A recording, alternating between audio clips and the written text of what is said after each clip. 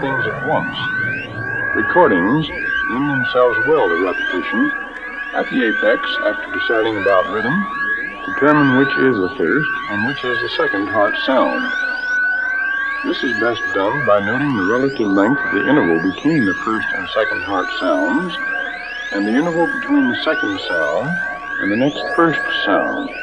That is, their relative pitch, length, and louding. Second sound is much louder than normal, as in mitral stenosis with hypertension in the pulmonic circuit, or when the aortic second sound is much accentuated. This loud second sound may be transmitted down and overshadow the mitral second sound, so that, at the apex, the second sound is louder than the first sound.